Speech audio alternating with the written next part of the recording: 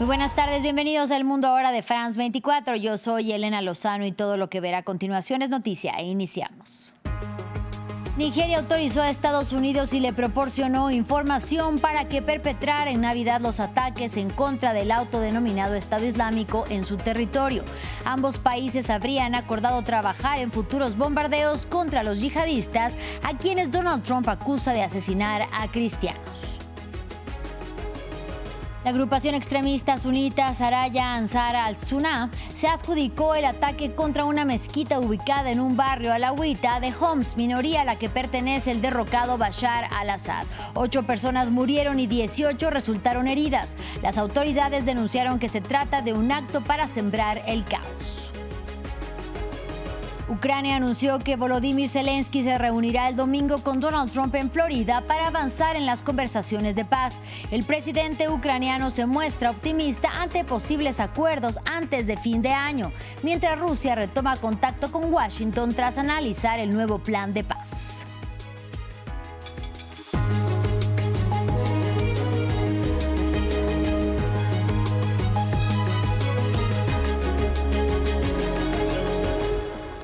Iniciamos en Nigeria, cuyo gobierno autorizó a Estados Unidos y le proporcionó información para que perpetrara en Navidad los ataques contra posiciones del autodenominado Estado Islámico en el país. Así lo informó Yusuf Tugar, el ministro de Exteriores del país africano, en donde Donald Trump acusa que los yihadistas llevan a cabo un genocidio contra la comunidad cristiana.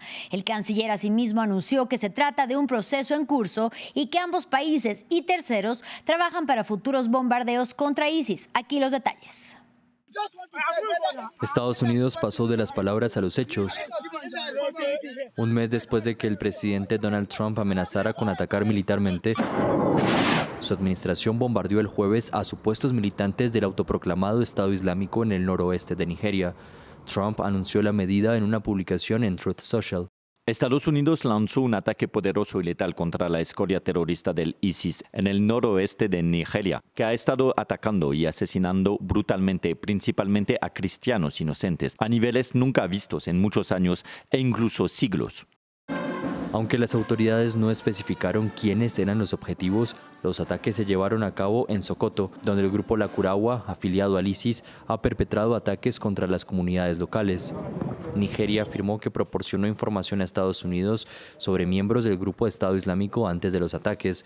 También advirtió que habrá más ataques estadounidenses. Las autoridades nigerianas siguen colaborando de forma estructurada en materia de seguridad con socios internacionales, entre ellos los Estados Unidos de América, para hacer frente a la persistente amenaza del terrorismo y el extremismo violento.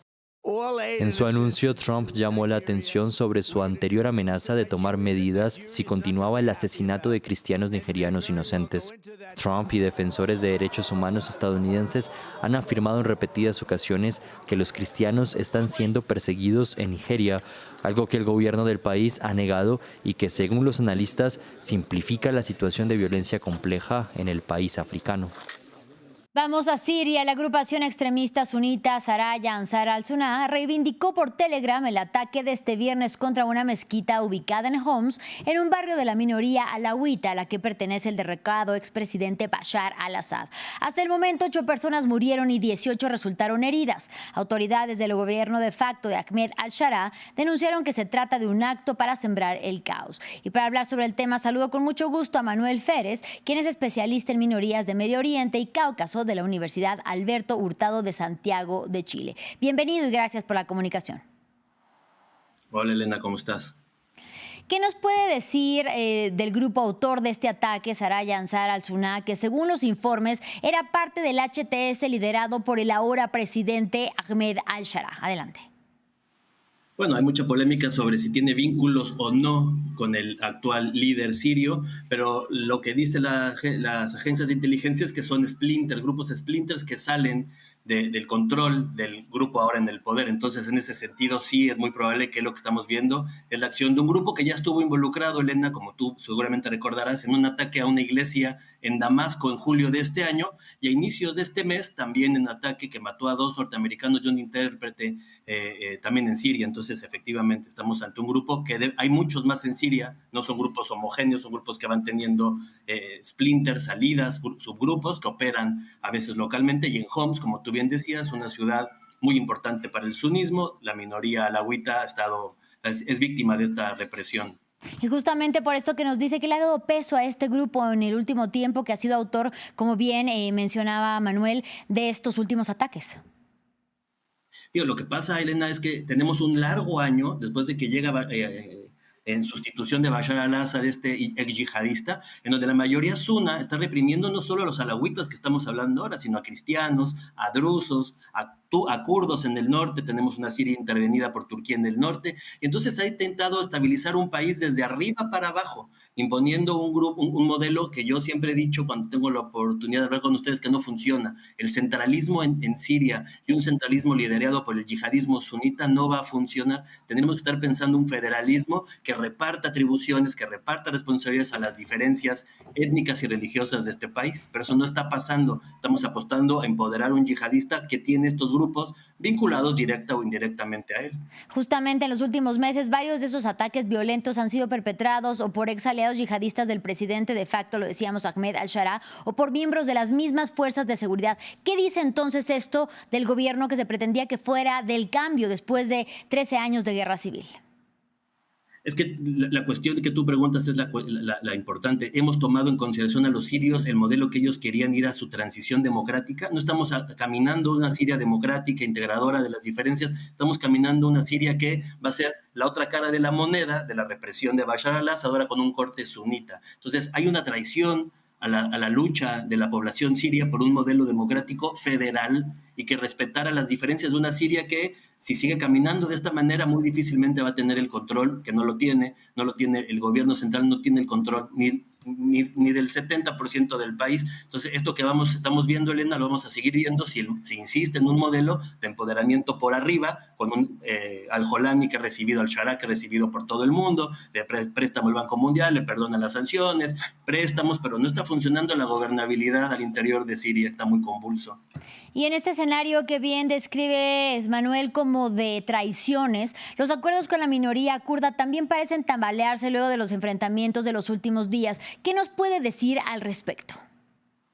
Es que a los kurdos les pasa lo mismo que a los alawitas. Los kurdos entienden, Elena, que si entregan sus armas sin una integración completa al Estado sirio, que respete su autonomía, que les dé derechos, van a quedar desarmados. Esto que le pasa a los alawitas, ¿cómo es procesado por los kurdos, Elena? Si me desarmo, si no tengo armas, estos grupos yihadistas directa o indirectamente relacionados al poder van a venir por mí. Eso también lo procesan los drusos y por eso reciben la ayuda de Israel. Entonces, muchas veces mis colegas ponen el énfasis en las minorías, pero hay que ver cómo esas minorías no están siendo respetadas por un gobierno yihadista, un gobierno pro-suna y un gobierno que apuesta a un centralismo que no está funcionando por más dinero y apoyo internacional que tenga este yihadista en el poder. Una minoría alawita que bien lo decíamos, y eso es importante, es a la que pertenece el derrocado expresidente Bashar al-Assad. Ahora, dicho esto, Ahmed al-Sharaa, el presidente de facto, no parece lograr unidad. ¿De qué dependerá en una Siria convulsa, en crisis humanitaria, que finalmente pueda estabilizar la seguridad interna, que es uno de sus dos grandes retos, de tantos? Yo creo, Elena, que sí, claro, el problema es que si estabilizas sin democracia y si estabilizas reprimiendo, no estás creando una verdadera cohesión social. Y ese es el problema. Podría generar una cohesión a través de la violencia, a través del desarme de los kurdos, la sumisión de los drusos en el suroeste, pero en realidad no estás creando una cohesión social siria. Hace falta un gran pacto social, Elena, sirio, que respete el deseo de la mayoría, y el deseo de la mayoría de los sirios no es tener un gobierno yihadista. Entonces, si se sigue insistiendo, probablemente, Elena, que además es donde estamos yendo a Medio Oriente, tendremos una falsa estabilidad basada en la violencia, basada en la represión y no en la democracia, que necesita consensos. Al-Sharaa no está generando consensos sociales y eso lo estamos viendo continuamente en Siria, y esa es la falla que por más dinero que le pongan, Elena, por más armas que le den, por más permisos que le den para reprimir a la minoría, por más ayuda que reciba, no va a lograr una transición que querían los sirios tirar a Bashar al-Assad para caminar a un modelo democrático sin secular y sin represión sectaria. Ahí está entonces el llamado a un pacto social. Muchísimas gracias y un gusto saludarte nuevamente, Manuel Férez. Gracias. Elena, que estés muy bien. Avanzamos. Israel se convirtió hoy en el primer país en reconocer Somalilandia, una república separatista de Somalia hasta ahora no reconocida por ningún otro estado. El territorio de 175,000 kilómetros cuadrados está situado en el extremo noroeste de Somalia y Tel Aviv lo reconoce como un estado independiente y soberano, como dicta un comunicado de la oficina del primer ministro israelí Benjamin Netanyahu. Anteriormente, la administración de Donald Trump también había barajado la posibilidad de reconocer Somalilandia como un país independiente, poniendo además sobre la mesa la posibilidad de desplazar forzadamente a los palestinos a ese territorio. Recordemos que Somalilandia decidió separarse y declararse independiente en 1991 tras la caída del régimen militar gobernante en ese momento. Y en información de la guerra en Ucrania, Volodymyr Zelensky se reunirá con Donald Trump el domingo en Florida, según informó una fuente del gobierno de Kiev. El presidente ucraniano se muestra optimista y asegura que pueden acordarse muchas cosas antes del fin de año. Por su parte, Rusia retoma contacto con Washington tras analizar el nuevo plan de paz que congela la actual línea de frente y promete garantías de seguridad occidentales a Kiev, entre otros 20 puntos. Más detalles a continuación. En la Plaza de la Independencia de Kiev, las decoraciones navideñas apenas se veían bajo las banderas, cuadros y mensajes en memoria de los soldados ucranianos caídos. A medida que el conflicto con Rusia se acerca al inicio de su quinto año y a pesar del continuo impulso diplomático de Washington, los residentes de la capital se mostraron escépticos con un posible fin de la guerra. Desafortunadamente hay pocas esperanzas de cambio. Mi esposo y mi hermano están en el ejército y esperamos que la situación mejore, pero no estamos dispuestos a ceder ningún territorio. Mientras tanto, Volodymyr Zelensky adoptó un tono más optimista, afirmando incluso que estaba listo para convocar un referendo sobre el plan de Trump con un alto al fuego si Rusia lo acepta, según reportó el medio Axios. El presidente ucraniano anunció también que se reuniría con Donald Trump el próximo domingo para discutir las garantías de seguridad y ultimar los detalles de un plan de paz conjunto de 20 puntos que se presentará a Rusia. Rustem Umerov informó sobre sus últimos contactos con la parte estadounidense. No vamos a perder ni un solo día. Hemos acordado una reunión al más alto nivel con el presidente Trump próximamente. Mucho se puede decir antes del año nuevo. Gloria a Ucrania.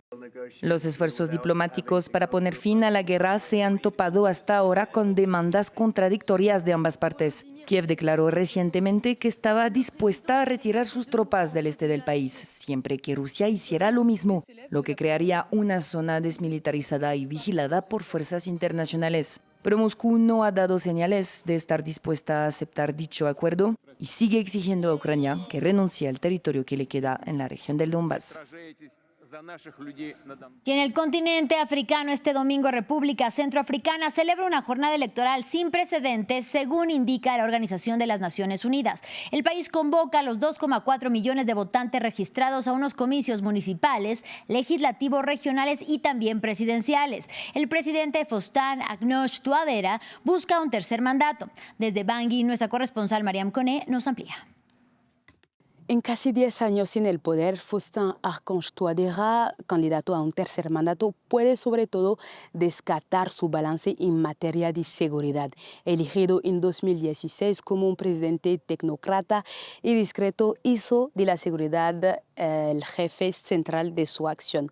Tras la retirada de la operación francesa Sangaris, se apoyó en nuevos aliados, los paramilitares rusos del grupo Wagner, desplegados desde 2017 para respaldar un ejército centroafricano desorganizado y mal equipado. Desempeñaron un papel clave en la recuperación del control de zonas estratégicas. Sin embargo, esta colaboración entre Touadéra y Wagner es muy criticada, ya que el grupo está acusado de crímenes de guerra por las Naciones Unidas aquí en la República Centroafricana.